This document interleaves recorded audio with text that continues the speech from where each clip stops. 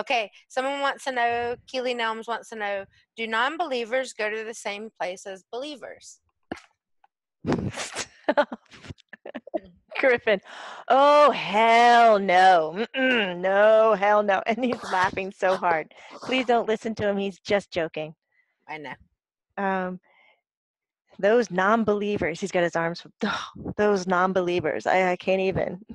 Right? Griff says, life is life is life is life is life. Right. Color is color.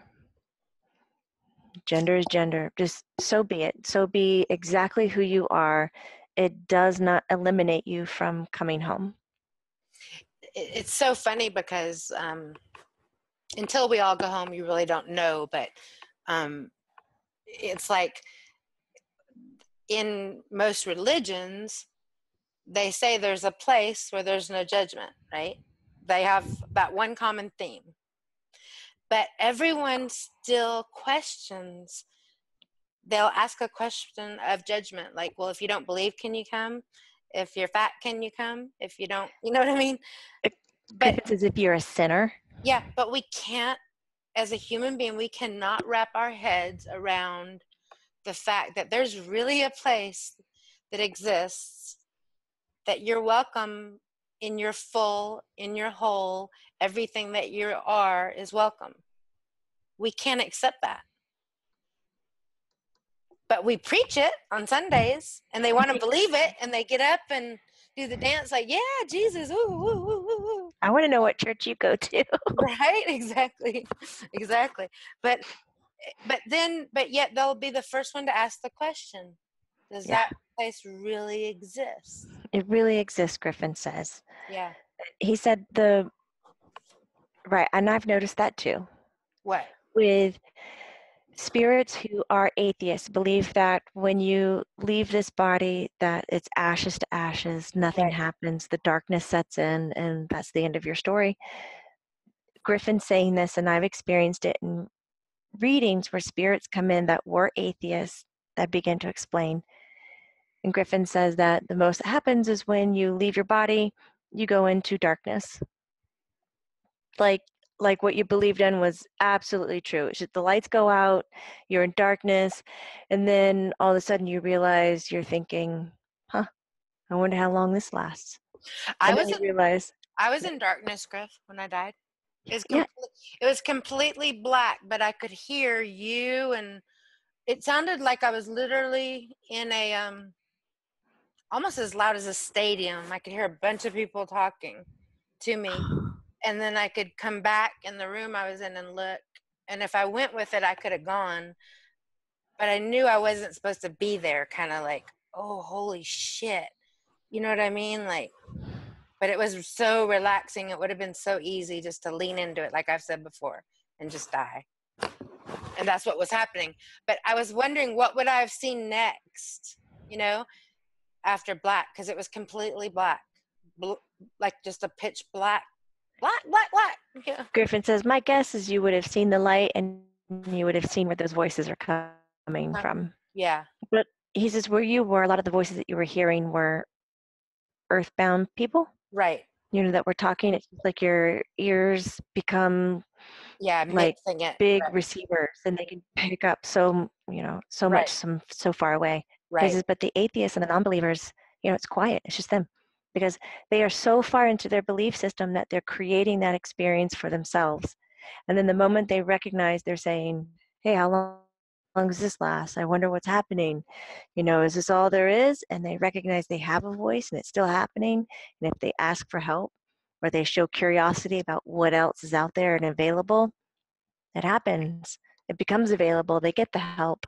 And then they can transition from that nothingness into somethingness. Griffy, Nothingness to somethingness. Griffin, can I make it an inappropriate joke? Please do. You'd have to be really dead to not have any thoughts. He says, good luck with trying to get really dead. I know, like, you'd have to be, like, dead as a doorknob, like, made of nothing, like, dead. Like, you belong in nothing if you can't think of anything. Isn't that funny? Because I think that's what most meditators are aiming for. All that mindfulness, getting quiet in the head. They're like looking to be dead and not have a thought. It doesn't really work that way. No. You always have focus to get to a blank space or an open field. But there's always something occurring. You're just not giving it attention. Exactly. That's a good way of putting it. Exactly. Like when I did yoga, I saw one of my spirit guides sitting on a bench, and it just came through like an old movie. And I knew it wasn't Griff, but it was far, far away in a park.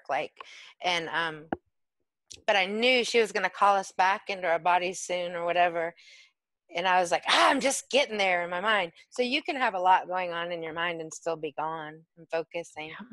Yeah. And not want that interruption, but yeah, to not have a thought is, I don't know, good luck. Then you're having a thought about not having, then you're having a thought about not having a thought. Yeah, exactly. And that's a thought. Exactly. Okay, Karry Birdsley from Wyoming. She lives in Cheyenne, Wyoming. So sweet. Okay. Hey, Marshawn, you asked for my son's name. He was a stillbirth. I was 20 weeks pregnant. I always called him Caspian in my heart. I have 3 other children, and I couldn't imagine how hard it is for you. I never knew my son, and my loss is never seeing him smile or feeling him hold my hand. I couldn't imagine having those moments and then in 1 second knowing they won't happen again. I admire you. My son's death was a rare incident and nothing that could have been prevented. His umbilical cord tied itself into a knot and he lost oxygen. His due date was in February, but he was born at 20 weeks. I have never experienced a close loss like this. The moment he was born, I was overwhelmed with the excitement of meeting my son and the horrific knowledge of knowing he was dead. Sorry to carry on. It's just that I'm compelled to tell you more than just ask a question or two. So she wants to know if that was a contract between her and her son, or should she try to get pregnant again, or should she call it a day, call it good?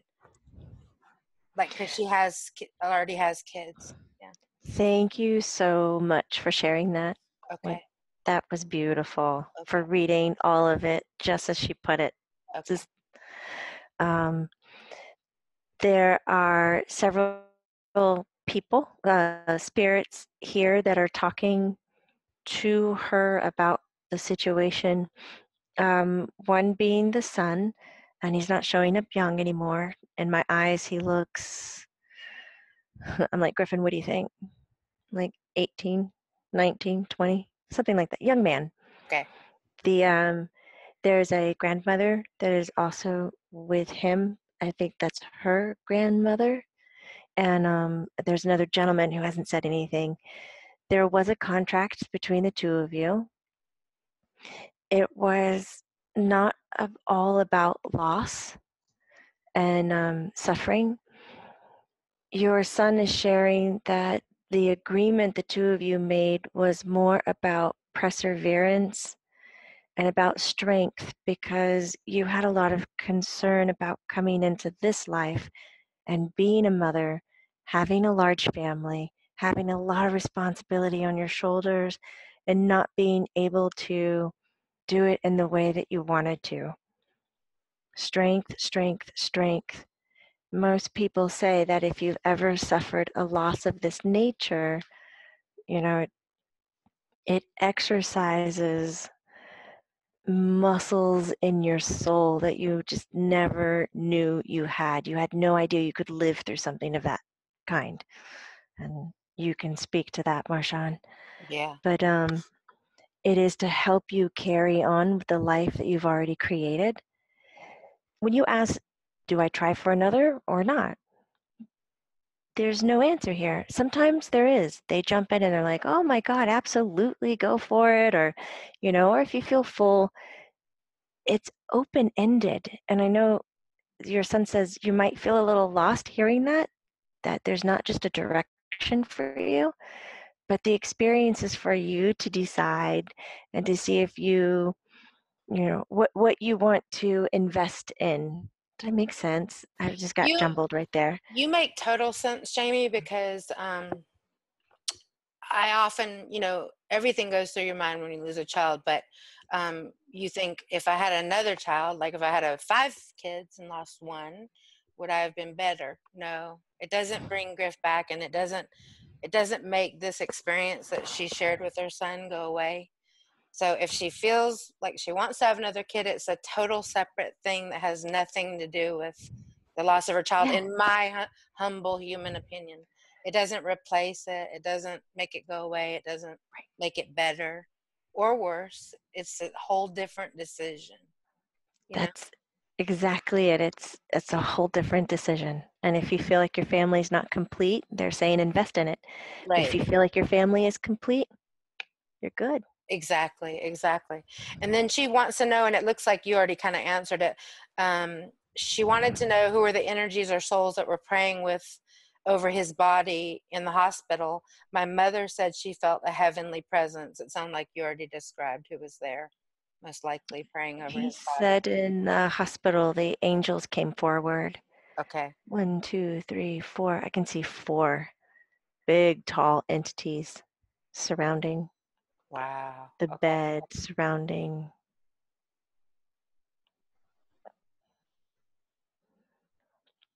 Sorry, getting lost in pictures. When they put the baby on a little rolling thing? They had that there too. So they followed out with the rolly cart. Yeah. Ooh, yep. And she said she loves the channel, Griff. And she said, thanks for keeping it real and staying strong. She's really sweet.